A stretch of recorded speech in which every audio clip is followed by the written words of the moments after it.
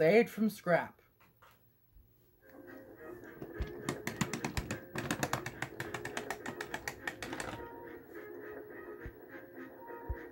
Sir Topham Hatt works his engines hard, but they are very proud when he calls them really useful. I'm going to the scrapyard today, Edward called to Thomas. What, already? You're not that old, replied Thomas cheekily. Thomas was only teasing.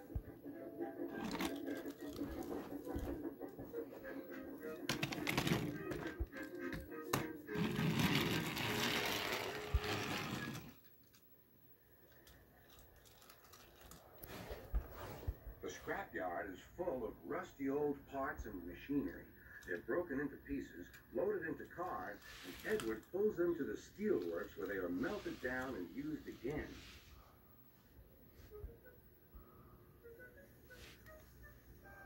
Today, there was a surprise waiting for Edward in the yard. It was a traction engine. Hello, said Edward. You're not broken and rusty. What are you doing here? I'm Trevor. They're going to break me up next week.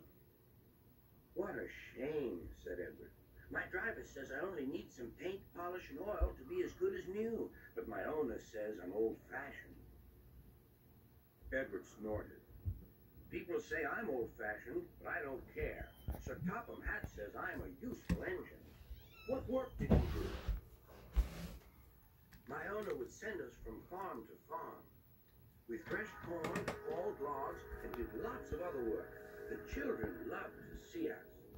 Trevor shut his eyes, remembering. Oh, yes, I like children. Edward set off for the station. Broken up, what a shame. Broken up, what a shame. I must help Trevor. I must. He thought of all his friends who liked engines, but strangely, none of them would have room for a traction engine at home. It's a shame. It's a shame, he hissed.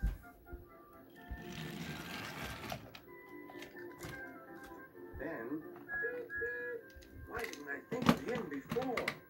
There on the platform was the very person.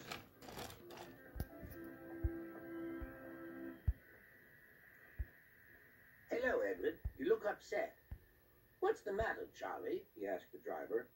There's a traction engine in the scrapyard, Vicar. He'll be broken up next week. Jem Cole says he never drove a better engine. Do save him, sir. He saws wood and gives children rides. We'll see, replied the vicar. Jem Cole came on Saturday. The Reverend is coming to see you, Trevor. Maybe he'll buy you. Do you think he will? Asked Trevor. He will when I've lit your fire and cleaned you up. The vicar and his two boys arrived that evening. Trevor hadn't felt so happy for months. He chuffered about the yard. Show your paces, Trevor, said the vicar.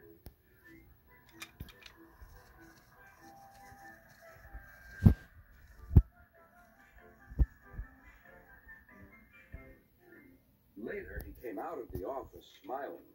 I've got him cheap, Jem, cheap. Do you hear that, Trevor? Cried Jem. The Reverend saved you, and you live at the vicarage now. Beep, beep, whistled Trevor. Now Trevor's home is in the vicarage orchard, and he sees Edward every day.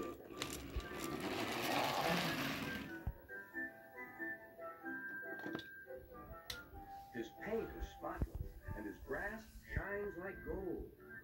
Trevor likes his work, but his happiest day is the church fair.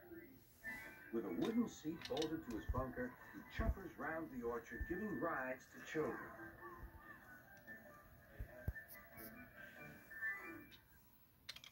Long afterward, you'll see him shut his eyes, remembering. I like children, he whispers happily.